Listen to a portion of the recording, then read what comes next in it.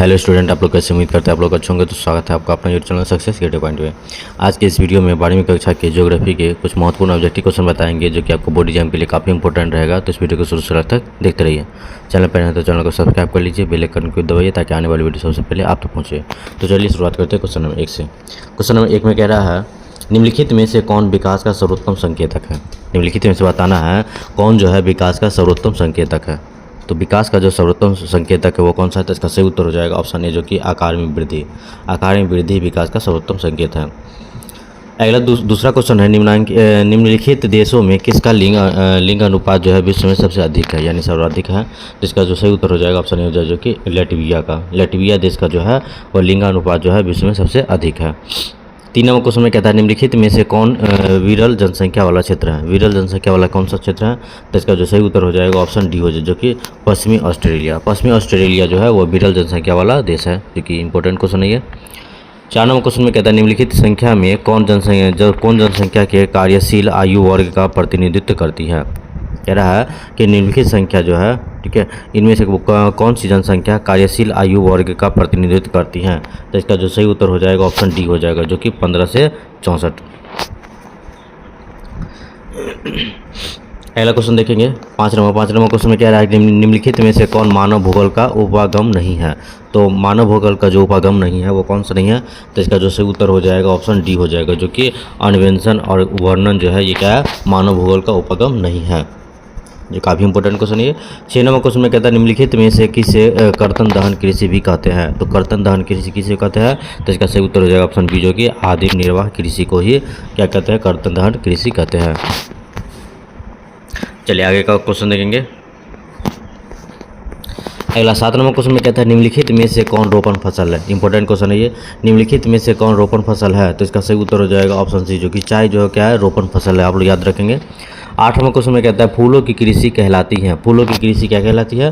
तो इसका सही उत्तर हो जाएगा ऑप्शन डी जो कि पुष्पोत्पादन को ही कृषि की फूलों की कृषि कहते हैं। अगला क्वेश्चन देखते हैं। अगला क्या है 9 नंबर क्वेश्चन में कहता है रबर किस प्रकार की कृषि की उपज है। रबर जो है वो किस प्रकार की कृषि की उपज है। तो इसका सही उत्तर हो जाएगा ऑप्शन ए, रोपण फसल है। रबर क्या है, रोपण फसल कृषि में आते हैं। 10 नंबर क्वेश्चन में कहता है निम्नलिखित विद्वानों में किसे मानव विकास सूचकांक का निर्धारण किया है। तो इसका सही उत्तर जो हो जाएगा वो ऑप्शन बी हो जाएगा जो कि डॉक्टर महबूब उल हक को। 11 नंबर क्वेश्चन में कह रहा है कि भारत एक सदस्य है। भारत एक किसका सदस्य है। तो निम्नलिखित में 4 ऑप्शन दिया गया है, तो बताना है कि भारत किसका सदस्य है। तो इसका जो सही उत्तर हो जाएगा वो ऑप्शन ए हो जाएगा जो कि साप्टा का। भारत क्या है, एक साप्टा का सदस्य है। चलिए नेक्स्ट क्वेश्चन देखेंगे। अगला 12 नंबर। तो 12 नंबर क्वेश्चन में क्या कह रहा है, ध्यान देंगे, जो काफ़ी इंपॉर्टेंट है। 12 नंबर क्वेश्चन में कहता है रेल मार्ग के जाल का सघनतम घनत्व है। तो रेल मार्ग के जाल का जो सघनतम घनत्व है वो क्या है। तो इसका जो सही उत्तर हो जाएगा ऑप्शन बी हो जो कि संयुक्त राज्य अमेरिका में है। 13 नंबर क्वेश्चन में कहता है बिग इंच पाइप लाइन परिवाहित करता है। तो बिग इंच पाइप लाइन परिवाहित करता है किसे। तो इसका उत्तर जो हो जाएगा वो ऑप्शन सी हो जाएगा जो कि पेट्रोलियम को। बिग इंच पाइप लाइन परिवाहित जो करता है वो पेट्रोलियम को प्रवाहित करता है। 14 नंबर क्वेश्चन में कहता है लंबी दूरी तक भारी सामान ढोने के लिए कौन जो है सबसे सस्ता परिवहन साधन है। तो कहता है बहुत लंबी दूरी तक सामान ढोने वाला जो साधन होता है सबसे सस्ता, वो कौन सा परिवहन के साधन द्वारा किया जाता है। तो इसका जो सही उत्तर हो जाएगा ऑप्शन सी हो जाएगा जो कि जल परिवहन। ठीक है, जल परिवहन से क्या करते हैं, भारी से भारी सामान ढोते हैं। अगला 15 नंबर क्वेश्चन में कहता है निम्नलिखित में से कौन चतुर्थ सेक्टर क्रियाकलापों से संबंधित है। तो बताना है चतुर्थ सेक्टर क्रियाकलापों से संबंधित कौन सा है। तो इसका जो सही उत्तर हो जाएगा ऑप्शन बी हो जो कि विश्वविद्यालय शिक्षक जो है वो क्या है, चतुर्थ सेक्टर के क्रियाकलापों में आते हैं।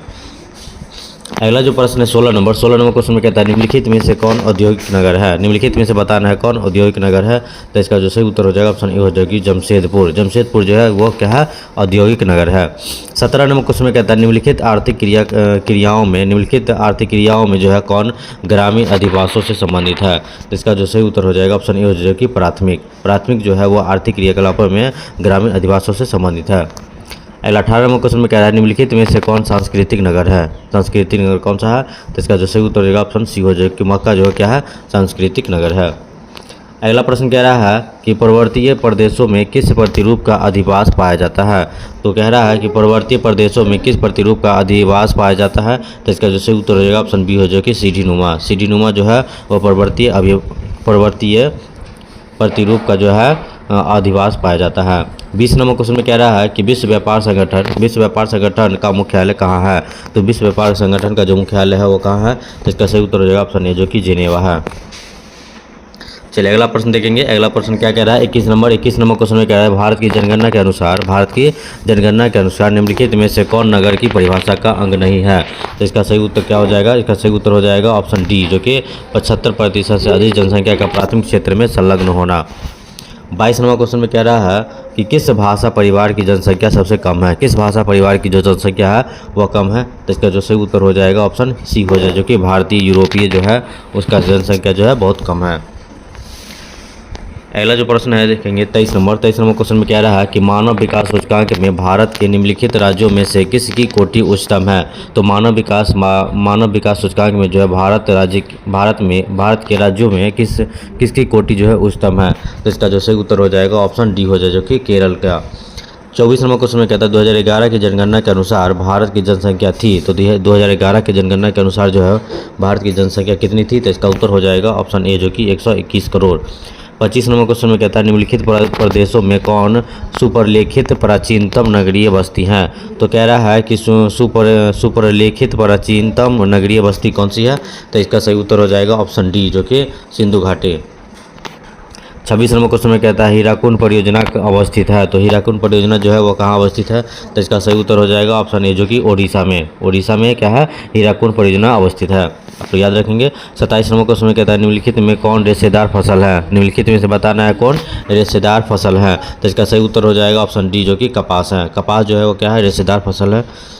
अगला 28 नंबर क्वेश्चन में कहता है निम्नलिखित में से कौन सबसे छोटी है। बताना है 28 में कह रहा है कि निम्नलिखित में से कौन सबसे छोटी है। कृष्णा बेसिन छोटी है या गोदावरी या तापी या नर्मदा। तो इसका जो सही उत्तर हो जाएगा वो ऑप्शन सी हो जाए जो कि तापी बेसिन जो है वो क्या है सबसे छोटी है। चलिए नेक्स्ट क्वेश्चन देखते हैं। अगला प्रश्न क्या कह रहा है 29 नंबर क्वेश्चन में कह रहा है कि हरित क्रांति संबंधित है। हरित क्रांति जो है वह किससे संबंधित है। तो इसका जो सही उत्तर हो जाएगा ऑप्शन ए हो जाए जो कि खाद्यान्न उत्पादन से क्या है हरित क्रांति संबंधित है। 30 नंबर क्वेश्चन में कहता है निम्नलिखित में से कौन भारतीय कृषि की समस्या है। तो भारतीय कृषि की जो समस्या है वो कौन सी है। तो इसका सही उत्तर हो जाएगा ऑप्शन डी जो कि इनमें से सभी। तो आप लोग याद रखेंगे निम्न उत्पादन विखंडित जोत अनियमित मानसून जो है ये क्या है भारतीय कृषि की समस्या है। अगला प्रश्न क्या रहा है 31 नंबर क्वेश्चन में कह रहा है कि मुंबई में पहला आधुनिक सूती वस्त्र कारखाना जो है वह स्थापित किया गया था क्योंकि क्या है। तो इसका जो सही उत्तर हो जाएगा ऑप्शन डी हो जाएगा कि इनमें से सभी। क्योंकि कारण है क्या है कि मुंबई एक पतन है। मुंबई एक वित्तीय केंद्र था और यह कपास उत्पादन क्षेत्र में निकट थी। इसीलिए क्या है मुंबई में पहली आधुनिक सूती वस्त्र कारखाना स्थापित किया गया था। 32 नंबर क्वेश्चन में कहता है प्रादेशिक नियोजन का विशिष्ट लक्षण है। तो प्रादेशिक नियोजन का जो विशिष्ट लक्षण है वो क्या है।